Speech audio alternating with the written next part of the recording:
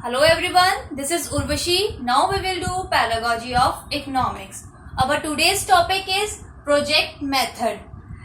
हम लोगों ने अपने प्रीवियस वीडियो में डिस्कस किया था अबाउट मेथड्स ऑफ टीचिंग, तो ये हमारा थर्ड पार्ट है प्रोजेक्ट मेथड. तो in project method according to Kilpatrick, project is a wholehearted activity. कोई भी प्रोजेक्ट होता है तो एक एक्टिविटी की तरह होता है which will proceeding in a social environment. जो हम अपने सोशल एनवायरनमेंट में प्रोसीड करते हैं, आगे बढ़ाते हैं, कोई प्रोग्राम्स करते हैं, कुछ भी जैसे रहता है. ठीक है, तो इसमें बेसिकली क्या आ जाता है हम लोगों का कि जो हमारा प्रोजेक्ट मेथड है, जो भी हमने थ्योरेटिकल नॉलेज अपनी गेन की होती है उसे हम एक प्रैक्टिकल फॉर्म में करते हैं. ठीक है, अपनी स्किल्स, अपने आइडियाज के अकॉर्डिंग उसमें अपना प्रैक्टिकली वर्क इसमें हम करते हैं. ठीक है, the project method of teacher facilitate collaborative approach in which student acquire and apply knowledge and skill and define and solve the realistic problem using a process of extended inquiry. जो भी हमने सीखा है उसे हमारी अपनी स्किल्स के according उसमें हम अपनी कह सकते हैं कि जो भी स्टूडेंट ने पढ़ा है उसने एक्वायर किया है, उस नॉलेज को वो अप्लाई करता है, एंड स्किल्स टू डिफाइन करता है, एंड सॉल्व जितनी भी रियलिस्टिक प्रॉब्लम्स होती है उसे सॉल्व करता है, and using a process of this extended, एक प्रोसेस का की तरफ से कह सकते हैं इसे यूज करते हैं. ठीक है, it is one of the modern method of teaching. ये एक मॉडर्न मेथड है टीचिंग का. पहले ऐसे नहीं होता था. पहले आप लोगों को ट्रेडिशनल मेथड में आप लोगों को पता है एक जैसे ऐसे टाइप क्वेश्चन से आप लिखते थे. ठीक है, एक मैम ने क्वेश्चन दे दिया, आप लोग लिखते रहते थे, वो एक ट्रेडिशनल मेथड. लेकिन जो ये प्रोजेक्ट मेथड है ये हमारा मॉडर्न मेथड है, मॉडर्न मेथड ऑफ टीचिंग है कि आपने जो स्टूडेंट्स को पढ़ाया है उसे प्रैक्टिकल फॉर्म में भी आप लोग करके दिखाते हैं. In which student point of view is given importance in and designing the context of study. इसमें जो भी स्टूडेंट्स के पॉइंट ऑफ व्यू होते हैं उनका डिजाइनिंग कैसे है, क्या है, उनको इम्पोर्टेंस दी जाती है. सारे स्टूडेंट्स के आइडियाज को इम्पोर्टेंस दी जाती है. ये नहीं है कि स्टूडेंट्स ने अपने आइडियाज दिए उनको वेस्ट जाने दें, नहीं.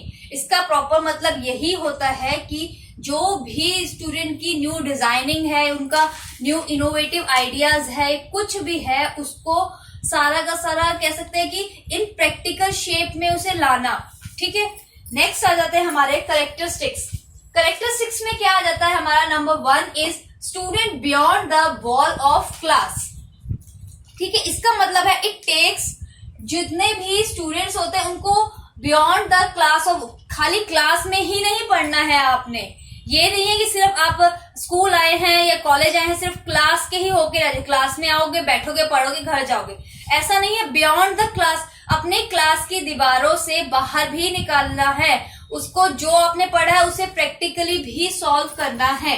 ठीक है, नेक्स्ट आ जाता है हमारा लर्निंग रियलिस्टिक एंड एक्सपेरिमेंटल. जो रियल है चीजें उनको भी पढ़ना चाहिए, जो नेचर में है या नेचुरल चीजें जैसे कह सकते हैं, और जो एक्सपेरिमेंट होते हैं हमें वो भी करने चाहिए.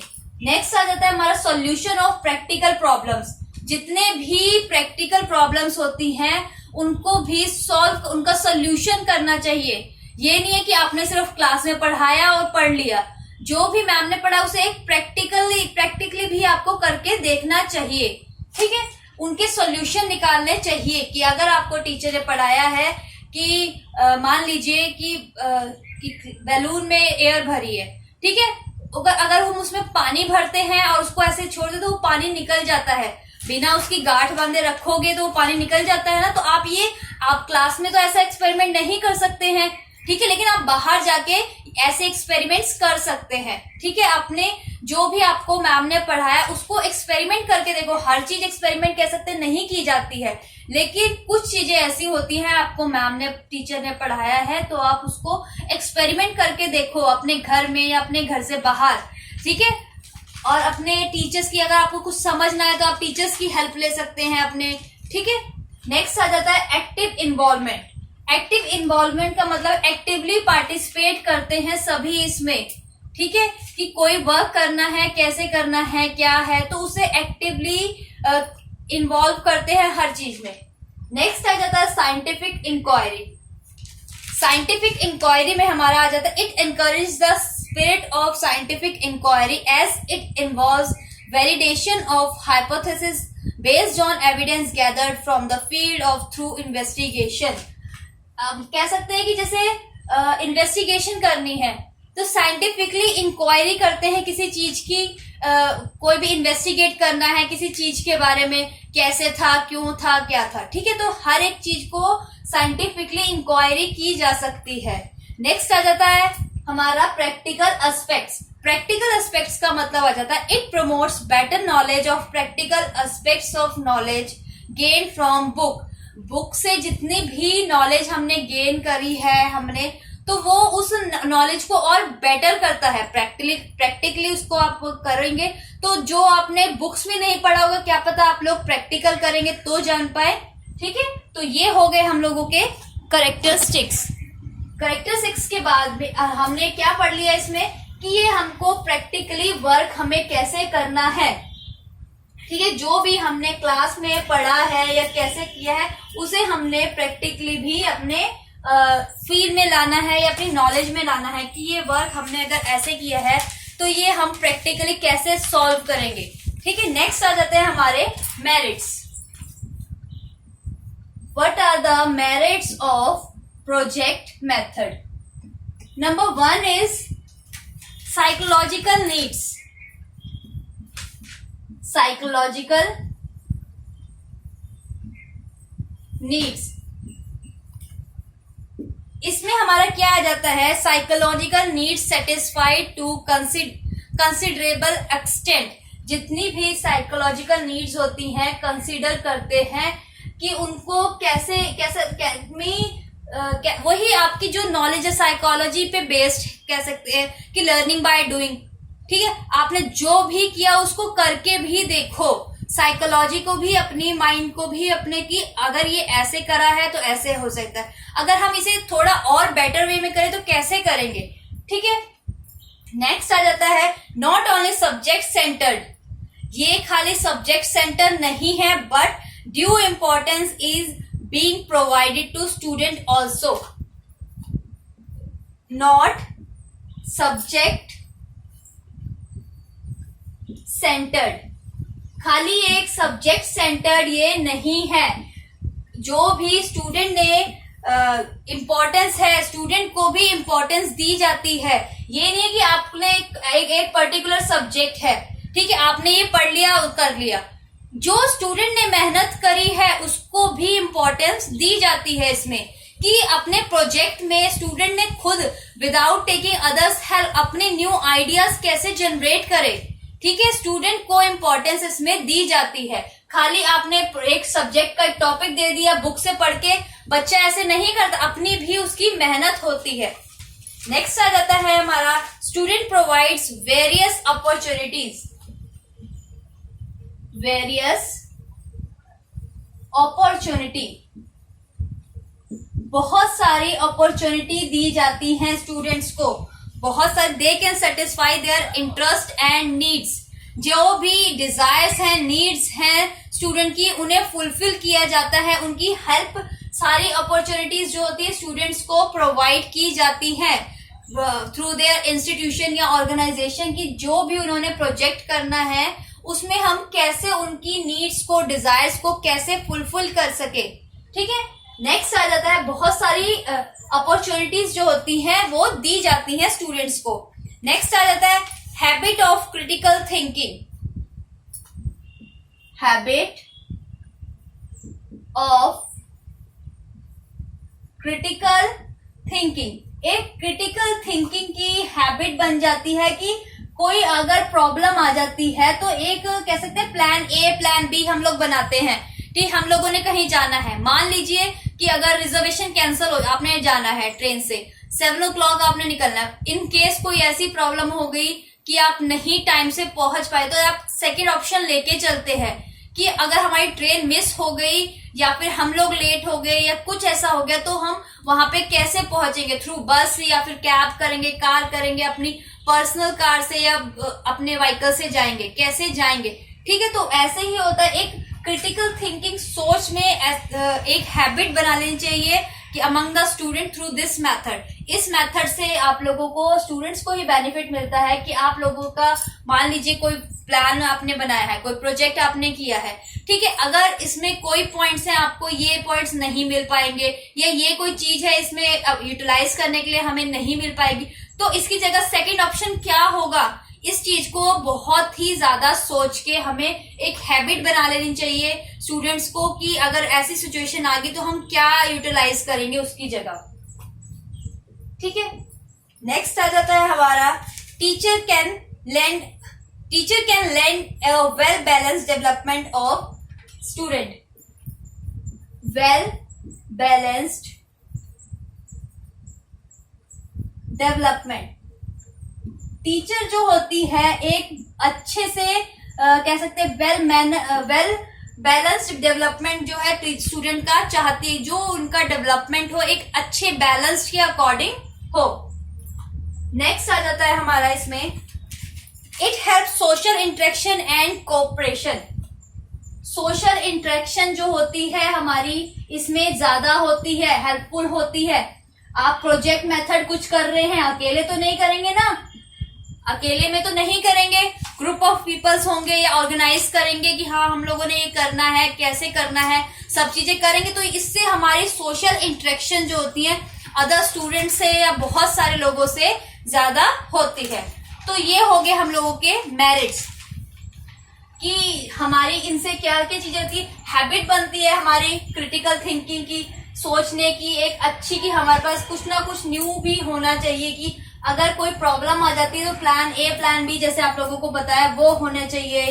ठीक है, सोशल इंटरेक्शन होती है, कॉपरेशन समझते हैं स्टूडेंट्स की, किसी स्टूडेंट आप ग्रुप में वर्क कर रहे हैं, सबके साथ एक कॉपरेट करके चलते हैं इन दिस मेथड में। नेक्स्ट आ जाता है हमारे demerits. What are the demerits of project method? तो number 1 is lots of time taken. बहुत ही ज्यादा टाइम लगता है इस मेथड में। ये नहीं है कि 2 to 3 आवर्स में ये हो जाएगा। आपने प्रोजेक्ट बनाना है एक, ठीक है, वो आपको बनाने में 4 to 5 डेज लग जाते हैं, कई बार 1 वीक लग जाता है उसको असेंबल करना, सारे कि आपने पहले कैसे बनाया है, ऑर्गेनाइज कैसे किया है, उसे असेंबल करना सब चीजों को, ठीक है, उसमें किस किस चीजों की जरूरत पड़ी, उसके बाद आपने कैसे उसे ऑर्गेनाइज किया, कोऑर्डिनेशन कैसे रखा, ठीक है। तो इसमें इस मेथड में बहुत ही ज्यादा टाइम लगता है, ठीक है, कि कैसे प्लान करना है, उसको एग्जीक्यूट करने के लिए पूरा टाइम बहुत ज्यादा लगता है। नेक्स्ट आ जाता है हमारा इसमें, not possible to design different project for different topic. Not possible to design different topic, different project, इसलिए पॉसिबल नहीं है to design different project on different topic. अलग अलग टॉपिक्स पे अलग अलग प्रोजेक्ट बनाना पॉसिबल नहीं होता, उसको डिजाइन करना पॉसिबल नहीं होता बहुत सारे केसेस में, ठीक है, कि पर्टिकुलर जो इंपॉर्टेंट रहता है ज्यादातर उसी पे ही प्रोजेक्ट बनाया जाता है, उसी टॉपिक्स पे।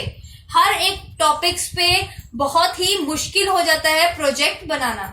नेक्स्ट आ जाता है हमारा, large number of financial resources are required. Large number of financial resources required. बहुत सारे फाइनेंशियल रिसोर्सेज जो कह सकते हैं हम लोगों को रिक्वायर रहते हैं, चाहिए होते हैं इसमें, इन दिस मेथड। नेक्स्ट आ जाता है हमारा, method only proves successful if the teacher is highly knowledgeable. अगर टीचर जो है आपकी, टीचर्स नॉलेज इज हाई, अगर आप कह सकते हैं मतलब कि आपकी जो टीचर है बहुत बड़ी एक्सपर्ट है या फिर बहुत ही ज्यादा उन्हें नॉलेज है about your topic, about your subject, एक एक्सपर्ट हैं, बहुत ही ज्यादा टाइम हो गया उन्हें इस चीज में, तो वही मेथड जो होता है ज्यादातर केसेस में सक्सेसफुल होता है। कोई आपका मान लीजिए फ्रेशर है, आप कर रहे हैं, ठीक है, आपने कोई प्रोजेक्ट डिजाइन किया, प्लान किया, एग्जीक्यूट किया, तो वो सक्सेसफुल नहीं हो पाता। फ्रेशर्स के केस में बहुत सारी प्रॉब्लम्स आ जाती हैं, बट जो एक्सपर्ट होगा या टीचर जो आपकी जिनको हाईली नॉलेजेबल होगी, वही आप कह सकते हैं कि सक्सेसफुल रहती है इन दिस प्रोजेक्ट मेथड को प्लान करने में, एग्जीक्यूट करने में, उनको सक्सेस जो है जल्दी मिल जाती है। नेक्स्ट आ जाता है हमारा systematic and adequate learning is not provided. Systematic and adequate learning is not provided. इसमें बेसिकली क्या होता है, एक आपको सिस्टमैटिकली या एक प्रॉपर लर्निंग जो होती है वो नहीं पढ़ाई जाती, ठीक है। आपका प्रोजेक्ट जिससे रिलेटेड है बस उसी के बारे में बात होती है, ये नहीं, और उसको भी ये नहीं है कि भाई आपको स्टार्टिंग से डिफाइन करना शुरू करेंगे कि मान लीजिए आपका टॉपिक है एक जैसे चाइल्ड सेंटर्ड, ठीक है, तो उसको आप वो डेफिनेशन नहीं बताने बैठ जाएंगे, ठीक है। आप एक हाई लेवल पे प्रोजेक्ट वर्क कर रहे हैं, तो ये सब चीजें आप लोगों को नॉलेज में होनी चाहिए, ये आप सब चीजों को, इन सब चीजों के बारे में आपने पहले से पढ़ा होना चाहिए, ठीक है। आपको छोटी छोटी बातें नहीं बताई जाती in this method. Too ambitious and beyond students capacity to accomplish. इसका मतलब ये है टू एम्बिशियस, टू एम्बिशियस की मतलब इसमें जो होता है एक एम्बिशन होता है स्टूडेंट का कि हाँ मैं ऐसे करूंगा तो हमारा प्रोजेक्ट पूरा होगा, ऐसे होगा, ये होगा, बट ऐसा कह सकते हैं कि बहुत सारे केसेस में नहीं होता है, सक्सेसफुल नहीं हो सकता है। Too ambitious and beyond student capacity to accomplish, ठीक है। तो ये हो गया हम लोगों का प्रोजेक्ट मेथड। आप लोगों को होप सो कि आप लोगों को ये क्लियर हुआ होगा। आप लोगों को इसमें कोई डाउट होता है, कुछ भी है, तो आप लोग मुझे मैसेज कर दीजिएगा, ठीक है। Thank you everyone.